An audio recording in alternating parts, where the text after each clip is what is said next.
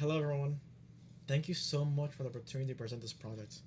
My name is Alan Martin and I'm very happy to share with you educating patients on heat-related illnesses in Florida primary care practices.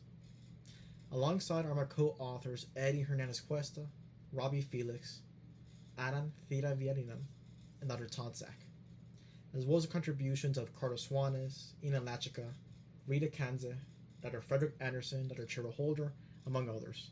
Thank you so much for the opportunity to present this project at this conference. Climate change is one of the most pressing matters of the 21st century. According to the Lancet, mortality caused by extreme heat events increased by 53.7% from 2000 to 2018 among people aged over 65. This resulted in almost 300,000 deaths worldwide in 2018 alone. The impact of increasing temperatures can be seen in the rise of vector-borne diseases like dengue or yellow fever, to increased number of natural disasters like flooding or extreme storms or tsunamis, and things even like population displacement.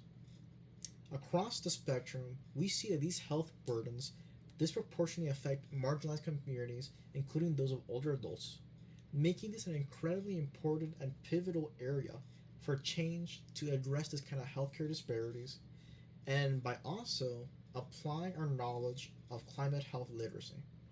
Climate health literacy is the knowledge about the causes of climate change, the consequences for human health, and having the tools necessary to be able to avoid these sort of climate related illness in our day-to-day life.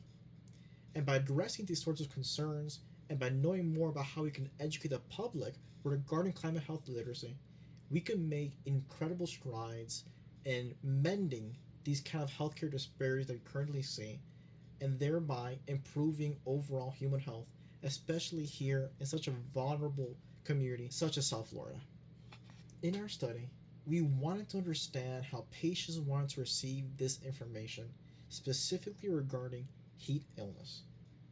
This study is conducted in Miami from 2023 to 2024 across 27 primary care clinics identified by heat vulnerability index score of 3, 4, or 5 right here in Miami-Dade County.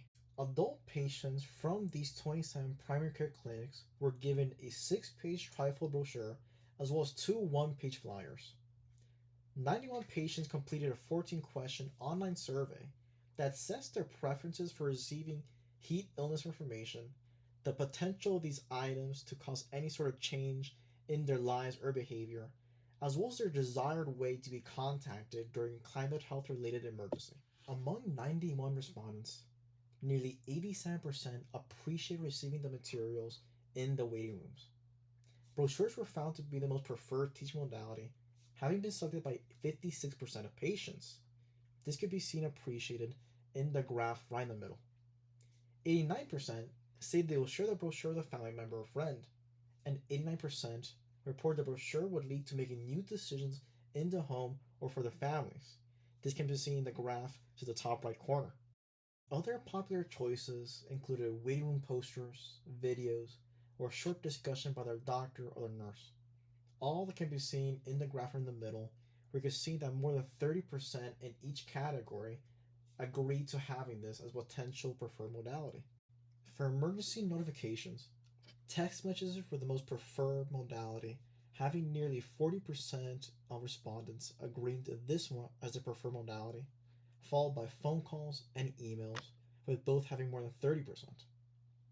24 out of 62 respondents responded to a free response question indicating they will make specific changes to their lifestyle because of the information presented in the materials they were given.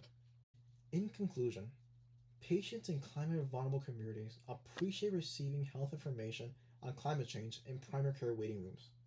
Brochures and flyers are both effective, low-cost tools for behavioral changes.